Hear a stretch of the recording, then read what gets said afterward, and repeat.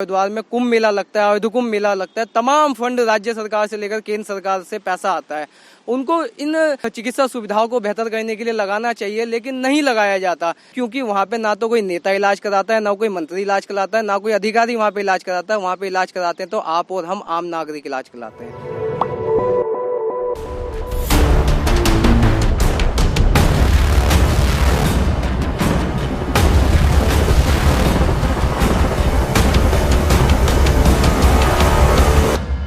मंजिल मिल ही जाएगी, भटकते ही सही, गुमराह तो वो लोग हैं जो घर से निकले ही नहीं। नमस्कार दोस्तों, मैं गौतम खट्टर आपका स्वागत करता हूं दी हरिद्वार एक्सप्रेस की इस विशेष पेशकश में। किसी भी आंदोलन के पीछे एक युवा का हाथ होता है, या यूं कह लीजिए कोई भी आंदोलन जब तक स्वरूप लेता है उससे पहले बहुत सारे संघर्षों से लोगों को गुजरना पड़ता है, और वो आंदोलन दिमाग में पहले तैयार होता है, धरातल पर बाद में। आज हम आपको एक ऐसे ही आंदोलन से परिचित कराएंगे, एक ऐसे युवा से परिचित कराएंगे जिसने एक आंदोलन को एक शुरुआत दी, जिसने एक आंदोलन को एक गति प्रदान की। आंदोलन है देश की स्वास्थ्य व्यवस्थाओं से संबंधित। इस वक्त हम उत्तरी हरिद्वार में हैं, और उत्तरी हरिद्वार में एक आंदोलन बहुत लंबे समय से चलता आया है अस्पताल निर्माण को लेकर।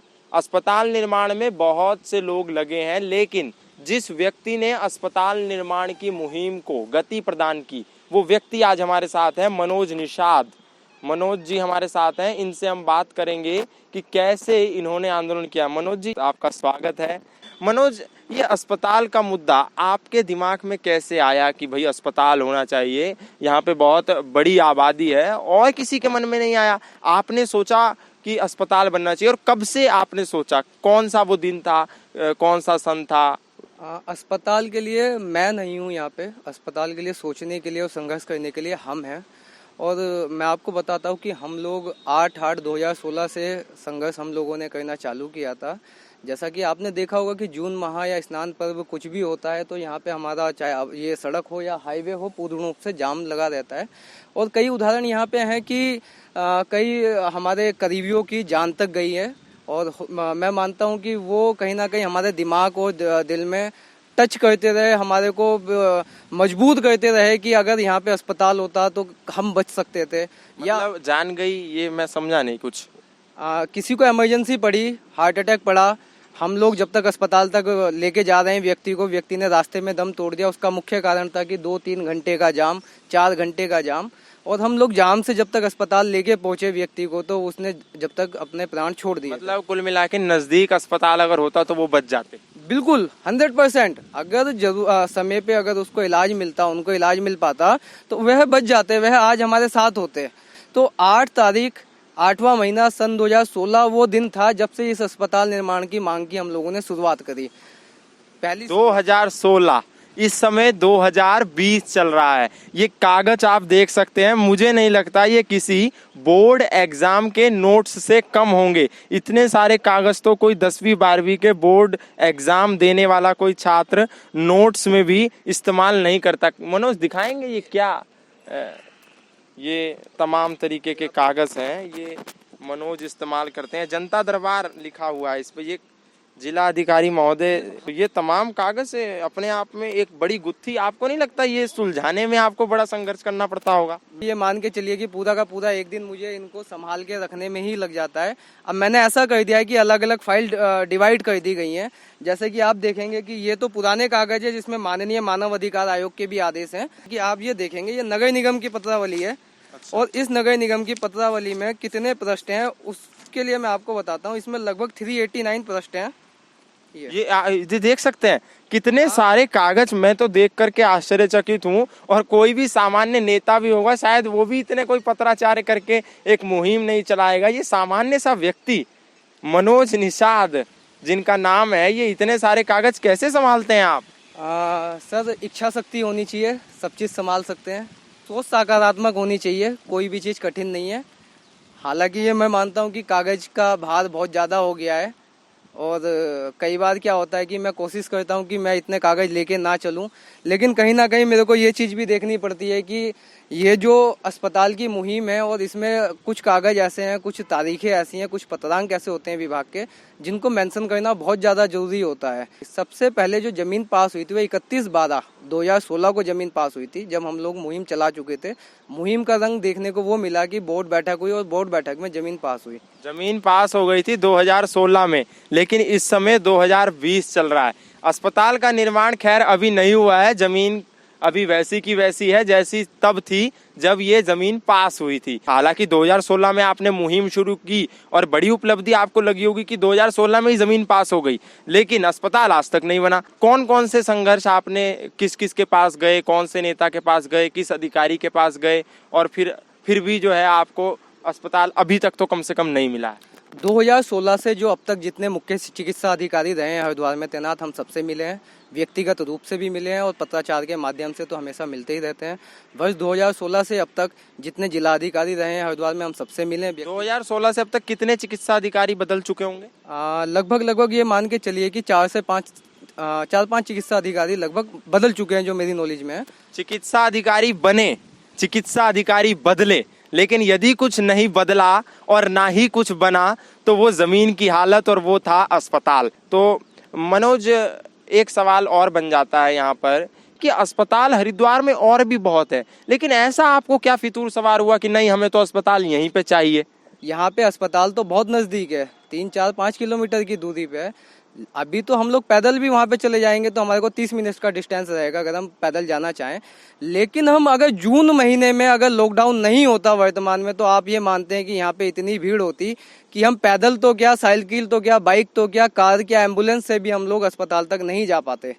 इतनी भीड़ यहाँ पे रहती है। उसका मुख्य कारण यही है कि अस्पताल यहाँ पे होना चाहिए। हम लोगों को ये दिखाया जाता था कि 3 अस्पताल हैं और 4-5 किलोमीटर के डिस्टेंस पे वहाँ पे अस्पताल नहीं होगा, तो हमारा सवाल अधिकारी से ये होता था, आप ये बताइए कि तीनों के तीनों अस्पताल एक ही वर्ष या एक ही सन में तो नहीं बने हैं, अलग अलग सन में बने। तो वो जो अब आप ये कह रहे हो कि जो इनके नियम कानून है वो बीच में दखल दे रहे हैं, तो उस समय क्यों नहीं दखल दिया जब आपने तीनों अस्पताल एक ही जगह पे बना दिए? मेला क्षेत्र, मेला लैंड के नाम से हमारा भोपत वाला उत्तरी हरिद्वार दर्ज है, तो मेला अस्पताल तो यहाँ पे होना चाहिए था। क्यों आपने वहाँ पे अस्पताल बनाया? सबसे ज्यादा दिक्कतें, समस्याएं हम लोगों को आती है भोपत वाला क्षेत्र में। हमने तो बकायदा। मनोज, आप तो चिर परिचित होंगे, जो अन्य 3 अस्पताल हैं वहाँ क्या सुविधाएं उतनी प्रभावशाली हैं? क्या उतनी अच्छी सुविधाएं हैं? वेंटिलेटर, आईसीयू और तमाम बेड्स पर्याप्त मात्रा में क्या वहाँ है? कहीं ना कहीं आप ये देखिए कि वहाँ पे सुविधाओं का अभाव है और आज भी सुविधाओं का अभाव है। जो सुविधाएं यहाँ पे हरिद्वार में होनी चाहिए वो सुविधाएं नहीं है। अगर आप फंड की बात करेंगे तो हरिद्वार में कुंभ मेला लगता है, अर्ध कुंभ मेला लगता है, तमाम फंड राज्य सरकार से लेकर केंद्र सरकार से पैसा आता है, उनको इन चिकित्सा सुविधाओं को बेहतर करने के लिए लगाना चाहिए, लेकिन नहीं लगाया जाता। क्यों नहीं लगाया जाता? क्योंकि वहाँ पे ना तो कोई नेता इलाज कराता है, ना कोई मंत्री इलाज कराता है, ना कोई अधिकारी वहाँ पे इलाज कराता है। वहाँ पे इलाज कराते हैं तो आप और हम आम नागरिक इलाज कराते हैं। जो अस्पताल अब बनने वाला है ये कब बनेगा, आपको क्या लग रहा है? और जब बनेगा तो इसमें क्या क्या सुविधाएं होंगी? देखिए, यहाँ पे जो सुविधाओं की अगर हम लोग बात करें तो ये 50 बेड का अस्पताल निर्माण का प्रस्ताव था।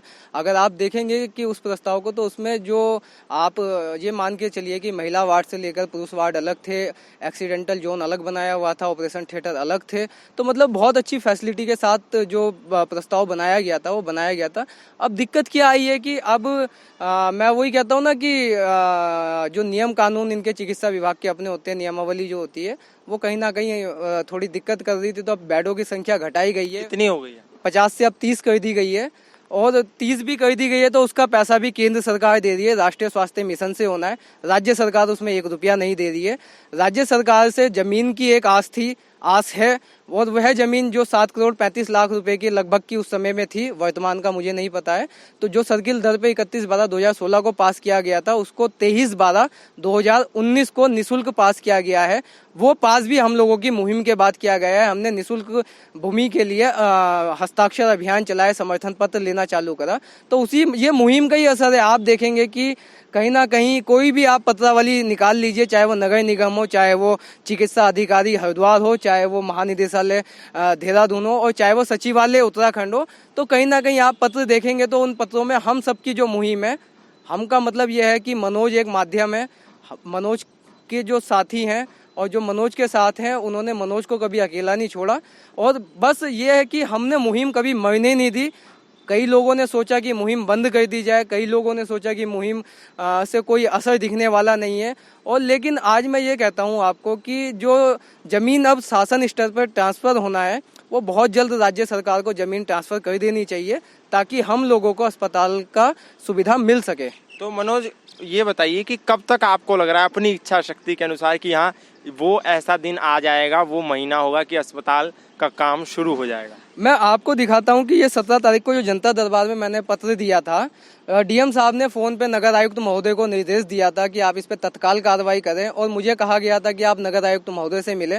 मैं 17 तारीख को फिर 17 फरवरी 2020 को नगर आयुक्त महोदय से मिला, उनको भी ज्ञापन दिया। तो उसके बाद में उन्होंने क्या काम करा, उन्होंने तुरंत शासन को 17 फरवरी 2020 को ही अपना प्रस्ताव बना के भेज दिया कि ये जो जमीन निःशुल्क बोर्ड बैठक में पास हुई है उस पर ये मार्गदर्शन करें या शासन स्तर पर निर्णय लें। तो उसके बाद हम लोग खाली तो कहीं नहीं बैठे, हमारे को तो अस्पताल चाहिए और हर हाल में चाहिए। 6/6/2020 को हम लोग मेला अधिकारी कार्यालय में पहुंचे और अपर मेला अधिकारी साहब को हमने ज्ञापन सौंपा कि आप लोग जमीन की जो आख्या आपसे शासन ने मांगी गई है वो शासन को आप 3 बिंदुओं की आख्या में जो आपकी आख्या बनती है उनको भेज दीजिए, क्योंकि हमारी मुहिम जो है वो लगातार रंग ला रही है और उसी का असर है कि कहीं ना कहीं अस्पताल बनना नजदीक है। ये जो अस्पताल बनेगा इसमें इलाज सिर्फ मनोज या मनोज के परिवार का नहीं होगा, इसमें इलाज उन तमाम लोगों का होगा जिनको समस्याओं का सामना करना पड़ता है। एक सामान्य सा दिखने वाला व्यक्ति किस प्रकार से पत्राचार के माध्यम से आंदोलन कर सकता है और सरकारों को, प्रशासन से मांग कर सकता है कि भाई अस्पताल हमें चाहिए। और मैं आपको एक बात यहाँ पर बता देना चाहता हूँ, इस साल का 2020-21 का बजट राष्ट्रीय स्वास्थ्य मिशन का उत्तराखंड सरकार का 380 करोड़ है, जो कुल बजट का 4.8% है। बहुत ज़्यादा रकम भी नहीं है अगर स्वास्थ्य की दृष्टि से देखा जाए तो, खर्च होने में कुल बजट से अगर हम तुलना करें, लेकिन बहुत कम भी नहीं है। इस रकम में कई अस्पतालों का निर्माण हो सकता है अगर नियत और नियति साफ हो सरकारों की। तो ये थे मनोज निषाद और ये थी अस्पताल का वो आंदोलन की वो भूमि जहां से ये आंदोलन प्रारंभ हुआ। अब बहरहाल हम देखना ये है कि अस्पताल कब बनेगा। तो बने रहिए हरिद्वार एक्सप्रेस के साथ। मैं था गौतम खट्टर, कैमरामैन हर्ष गुप्ता के साथ।